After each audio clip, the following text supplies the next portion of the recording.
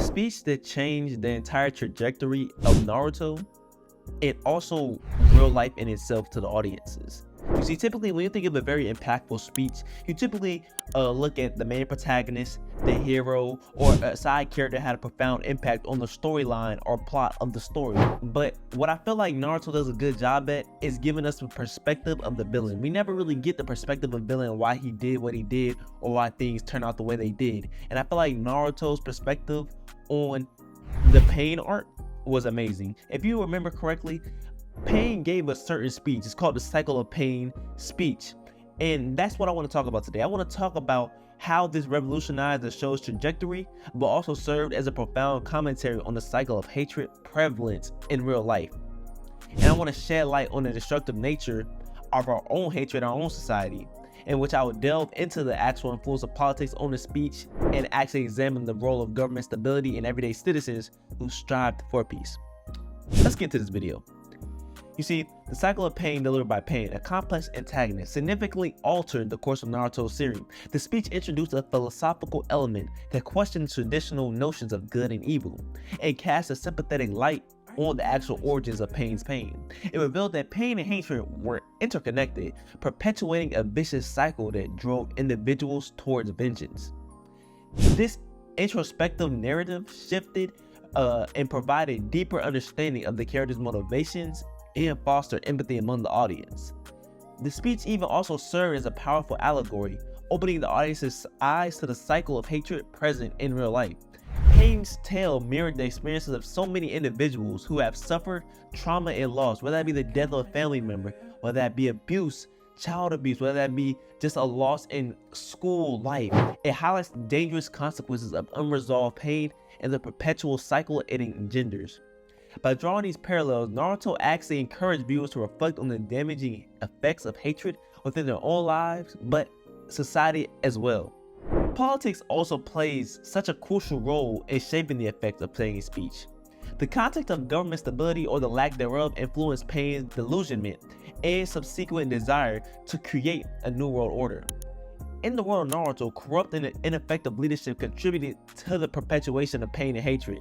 This connection underscores the significance of good governance and the actual responsibility of political leaders to address that underlying cause of societal suffering. Pain mentions how, because of how big the land of fire and hidden leaves have gotten, they had the smaller nations wage war, in which all that war took place in the village hidden in the rain, in which left after the war ended and all the other hidden leaf villages were good. Village hidden in the rain was destroyed, and it took forever. And there's a reason why. It's because the Cycle of Pain resonated not only with this show's character, but also with the everyday citizens striving for peace. Pain didn't just talk about this speech to talk about it. Pain was trying to prove his point. All of Nagato's ideas, whether it be moved by Obito, it still was a reason behind it. Pain's speech emphasized that importance of breaking the cycle of hatred through understanding, compassion, and communication. It highlighted the transformative power of ordinary people in challenging the status quo and working towards a more harmonious society. It showcased the potential of individual agencies Naruto inspired through and to reflect on their own roles in promoting peace within their communities. You see, the Cycle of Pain in Naruto represents such a huge turning point in the series, exploring profound themes that resonate with real-life experiences of hatred and conflict. This speech not only changed the trajectory of the show, but also enlightened the audience about the destructive nature of hatred.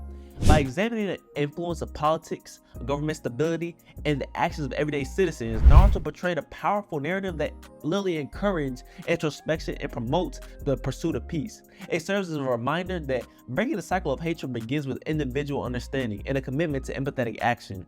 And that's why it changed not only the show, but it actually changed the audience in real life. For me, watching it, I was very young, and so I didn't really understand when I first watched it. But as I got older and I went back and rewatched the Naruto series and Naruto Shippuden, I understood how hatred can play a role on such important, crucial moments in our lives. There'll be points where you have the ability to help someone out, or you have the ability to solve a problem, or you have the ability to take a different path in life, but because of previous hate or previous actions that change your perspective, you're going to move along those lines or not help that individual or not do this for somebody or not do this for yourself. And that's why the cycle of pain is so important. It's something that has to be broken. Pain literally said, justice equals pain. Pain destroyed everything in the Hidden League. He killed Jiraiya, he killed Kakashi, he killed Naruto's friends, right? And he said, what's Naruto gonna do about it?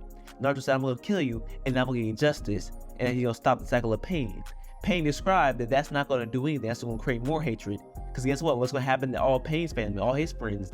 After he's dead, how are they gonna feel? And so that's something we have to actually look at. We have to look at how our actions affect others, what consequences our actions have. And I didn't want to make this video too long. I literally just wanted to break down the cycle of pain speech. I feel like it's a speech that it's kind of almost forgotten. I feel like we would look at different speeches in different animes or even different speeches in Naruto. I feel like we don't look at this speech enough because this speech is probably undoubtedly the most important speech in all of Naruto. Probably not the most, but it is one of the most important speeches.